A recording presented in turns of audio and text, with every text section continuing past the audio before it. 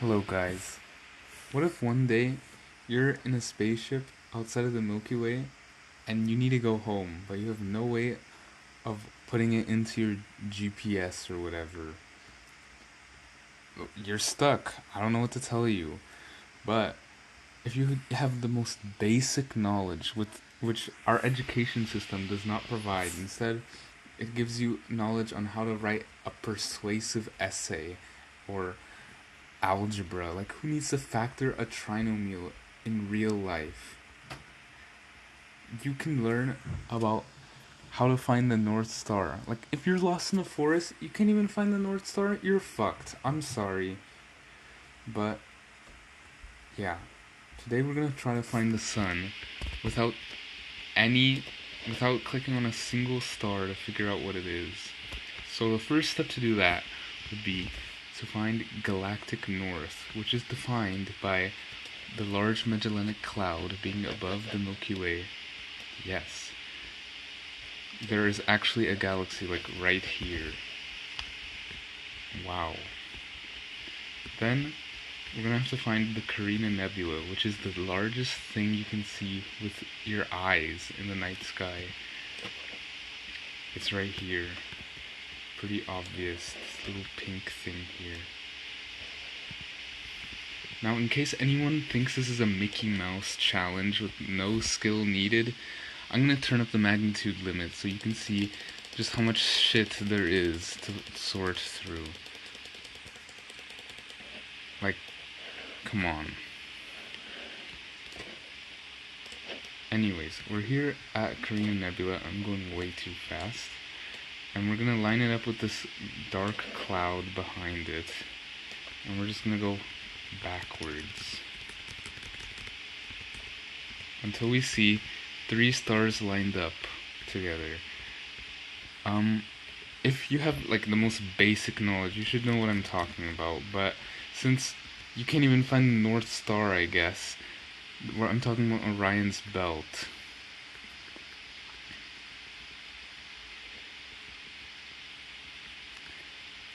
Okay. So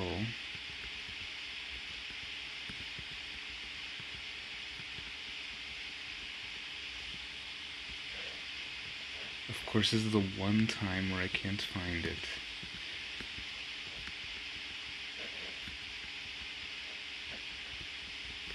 Oh my god.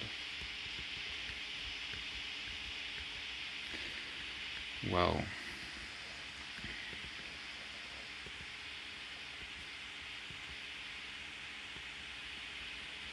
I guess I'm washed. What the hell? Ah, here it is. So you can see these 3 stars right here and the Orion Nebula. Look how cool that looks. It doesn't really, but whatever.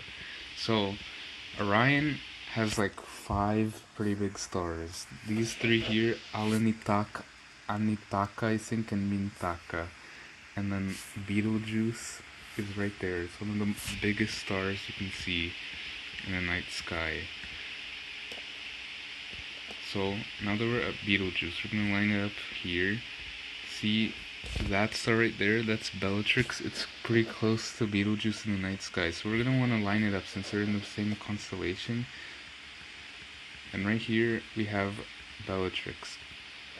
Over there, I'm pretty sure this is the Hyades cluster. It's like a pretty cool cluster of stars, like really close by. But anyways, this is in the constellation of Taurus. From our perspective, it looks like a V, so we're going to want to make this into a V, like right here. And then we're going to go this way.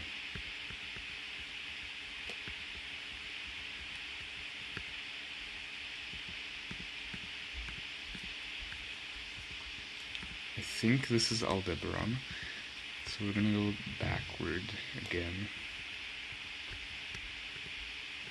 to this star here. No, I fucked it up.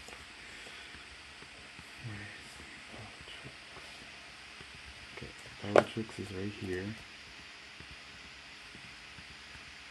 And then we're gonna go to this star, Aldebaran. Aldebaran is like the eye of the bull. they call it. So we're going to line it up with the V there. And then we're going to go back.